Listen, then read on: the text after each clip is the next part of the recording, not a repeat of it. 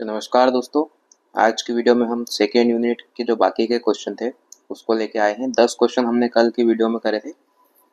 11वां question है द्विघात समीकरण x square minus 7x plus 12 के मूलों का योग और गुणनफल क्या है।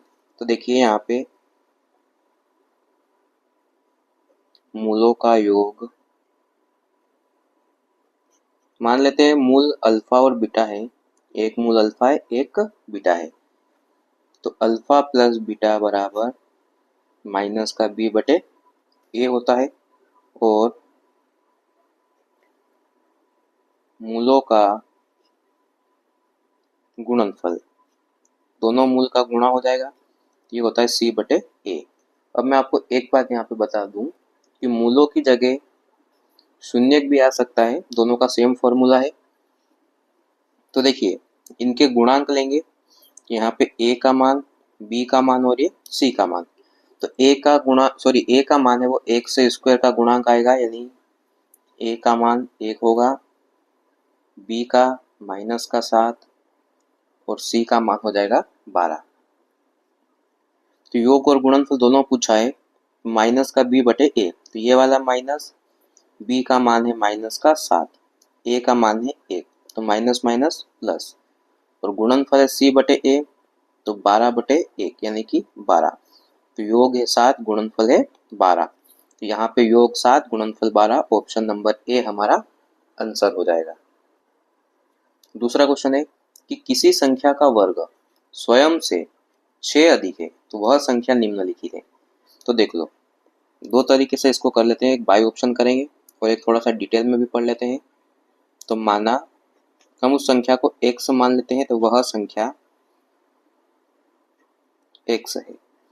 मैं आपको थोड़ा सा डिटेल में बताता हूँ ताकि आप अगला कोई सा भी क्वेश्चन आएगा तो आप उसको आसानी से सोल्व कर लोगे। तो किसी संख्या का वर्ग, तो ये संख्या हमने x ली, इसका वर्ग स्वयं से 6 अधिक है। स्वयं यानी कि इस संख्या से 6 अधिक है। अब हम इसको बहुपद बना सकते हैं, समीकरण बना सकते हैं। इनको उठा के बराबर से इधर लेके आएंगे तो माइनस के हो जाएंगे, बराबर में 0, ये समीकरण बन गई।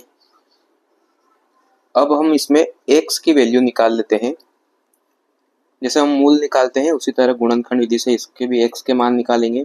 तो पहली और आखिरी संख्या का गुणा करेंगे, इसका गुणांक लेते हैं तो हम 1 मान लेंगे, कोई गुणांक नहीं है तो 6 एकम 6।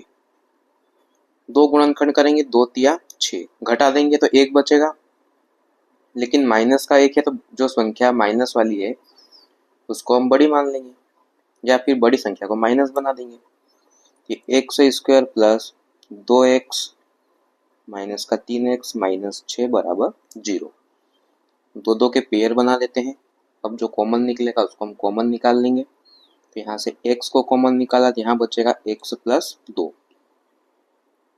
यहाँ से हम माइनस का 3 अगर कॉमन निकालते हैं तो यहाँ पर भी सेम बचेगा, यानी कि यहाँ वाला और ये वाला एक जैसा आएगा। कोई सा भी क्वेश्चन में अगर गुणनखंड विधि से करेंगे तो ये सेम आएगा, अलग अलग नहीं आएगा। ये 2 बार है, इसको हम पुनः एक ही बार लिखेंगे और एक बार जो बचा हुआ है यानी कि x माइनस 3 इसको ले लेंगे। अब हम x की वैल्यू निकाल लेते हैं। पहला है x प्लस 2 बराबर 0 ले लेते हैं, तो प्लस का 2 इधर आया तो माइनस का हो गया। दूसरा है x माइनस 3 बराबर 0, तो माइनस का 3 इधर आया तो प्लस का, यानी कि माइनस 2 और 3। तो आपको ऑप्शन दूसरा यहाँ पे दिखेगा, 3 और माइनस का 2। अब हम बाय ऑप्शन ले लेते हैं, हम जो आंसर आया उसी को लेके हल कर लेते हैं। क्या बोला है कि किसी संख्या का वर्ग, मतलब पहले 3 ले लेते हैं, तो 3 का वर्ग कितना हो जाएगा 9।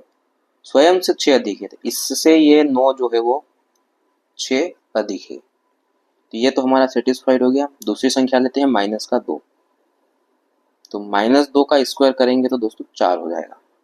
अब माइनस 2 से ये 4 भी कितना अधिक है, 6 अधिक है। कैसे है, अब हमने माइनस 2 फिर माइनस 1 इस प्रकार से जब चलेंगे तो ये 6 अधिक हो जाएगा। तो हमारा ऑप्शन था 3 और माइनस 2 जो कि करेक्ट है। 13वां प्रश्न है पूर्ण वर्ग विधि द्वारा द्विघात समीकरण एक्स स्क्वायर माइनस 4x धन 3 बराबर 0 का हल क्या है। इसका एक क्वेश्चन हमने कल भी करा था, लेकिन इसके ऑप्शन थोड़े से घुमा के दिए हुए हैं।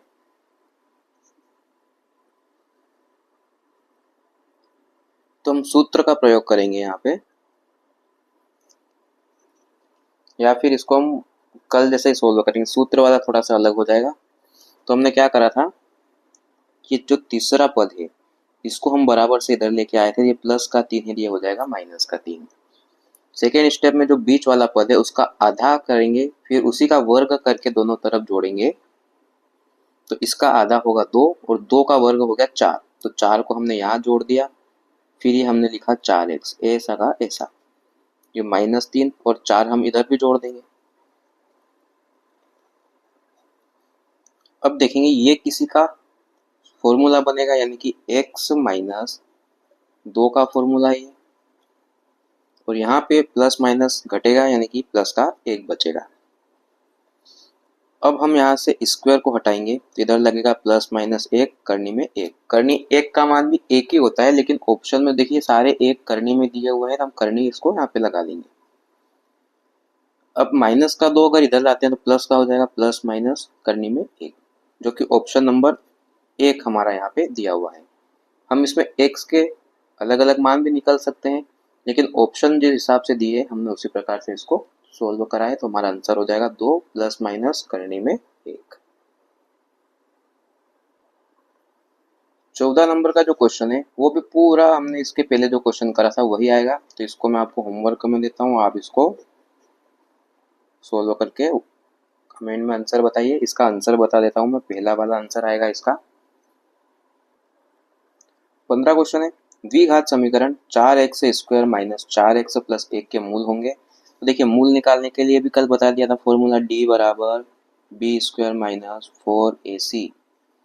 तो a का मान हो गया 4, b का -4 और c का 1 यहाँ पे रख देते हैं। तो b का स्क्वायर यानी -4 का स्क्वायर 16, यहाँ 4 है, a का मान भी 4, c का मान 1 है। तो 16 माइनस 4 चौक 16, घटा देंगे, 16 में से 16 गया तो 0। देखिए d का मान 0 के बराबर आ रहा है। तो मैंने आपको कल 3 स्टेप बताई थी, अगर d बराबर 0 आएगा तो मूल क्या हो जाएंगे, वास्तविक और समान, या फिर समान की जगह बराबर भी आता है। तो ऑप्शन नंबर ए इसका आंसर हो जाएगा। 16वां क्वेश्चन जो दिया हुआ है वो भी हम इसके पहले वाला ही है, इसमें भी वास्तविक और समान ही आंसर आएगा। ये भी आपको मैं होमवर्क में दे देता हूँ। 17वां क्वेश्चन है, यदि द्विघात समीकरण 3x स्क्वायर माइनस 7x धन 4 बराबर 0 के मूल अल्फा और बीटा है तो कौन सा कथन सत्य होगा। दिए ऊपर इसमें कुछ 4 ऑप्शन दिए हैं, इसमें से देखना है कि कोई से भी सत्य है या नहीं है इसमें से। तो देखिए ये अल्फा प्लस बीटा है, यानी कि आपको पता है अभी मैंने बताया था मूलों का योग क्या होता है, अल्फा प्लस बीटा, यानी कि माइनस का b बटे a, और मूलों का गुणनफल अल्फा इंटू बीटा यानी कि c बटे a। तो डायरेक्ट यहाँ पे देखेंगे माइनस और ये माइनस का b यानी प्लस का 7 हो जाएगा, यहाँ पे 7 बटे a यानी कि a का मान 3 है, c का मान 4 और a का मान 3। तो 7 बटे 3 यहाँ है, 4 बटे 3 यहाँ, यानी कि ऑप्शन दूसरा वाला इसका करेक्ट आंसर हो जाएगा। 18 क्वेश्चन भी थे, थोड़ा सा घुमावदार है, इसको भी मैं आपको होमवर्क में दे देता हूँ। अगर आपको क्वेश्चन में कोई समस्या आती है तो आप कमेंट करके बताइए, इसका सॉल्यूशन भी मैं आपको दे दूंगा। 19वां क्वेश्चन है कि यदि अल्फा माइनस बीटा अल्फा और अल्फा प्लस बीटा बहुपद पी एक्स बराबर एक्स की घात 3 minus 6x square plus 5x plus 12 के शून्य थे तो अल्फा का मान क्या है। देखिए मूलों का योग अभी मैंने बताया था अल्फा प्लस बीटा, यहाँ पे बहुपद दिया है तो उसमें भी यही काम करेगा। तो क्या होता है माइनस का b बटे a। अब ये दो शून्यक है, अल्फा और बीटा हम शून्यक मानते हैं, तो यहाँ पे हमें शून्यक दिए हुए हैं तो हम यहाँ पे इसको इनका योग कर लेते हैं। 3 है तो alpha minus beta plus alpha plus beta बराबर से इधर माइनस का b बटे a लेके चलेंगे। अब इसको सोल्व करते हैं, कोष्टक हटा देते हैं, ये माइनस का b बटे a। तो देखिए यहाँ माइनस का बीटा, ये प्लस का बीटा कैंसिल हो गया। 1 2 3 अल्फा हो गए हमारे पास, ये माइनस का b बटे a। अब ये 3 अल्फा हो गए। अब माइनस का b बटे a, तो ये माइनस का b है, ये माइनस माइनस प्लस यानी कि 6 और a का मान हो गया 1। अब यहाँ 3 है तो ये 3 जो है वो यहाँ बटे में आएगा, 1 है तो गुणा हो जाएगा, सॉरी 3 है, 3 एकम 3। अब 3 से कैंसिल भी हो जाएगा, 3 दूना 6, अल्फा बराबर कितना आ गया 2 आ गया। ऑप्शन नंबर सेकंड हमारा आंसर हो गया। 20वां क्वेश्चन है, लास्ट क्वेश्चन है दूसरी यूनिट का कि x की घात 4 प्लस x स्क्वायर प्लस 1 बराबर 0 के वास्तविक मूलों की संख्या। तो मैं आपको बता देता हूँ कि सबसे बड़ी घात हमें यहाँ फर्स्ट में देखना है, जितनी घात होगी उतने ही मूलों की संख्या होगी। यहाँ घात 4 है तो मूलों की संख्या भी कितनी हो जाएगी 4, अगर घात 2 है तो 2 हो जाएगी। तो इस प्रकार से आज हमारी ये सेकेंड यूनिट यहीं पर समाप्त होती है। कल की वीडियो में हम आपको इकाई 1 के जो NCERT बुक में क्वेश्चन है वो आपको प्रोवाइड कराएंगे। धन्यवाद।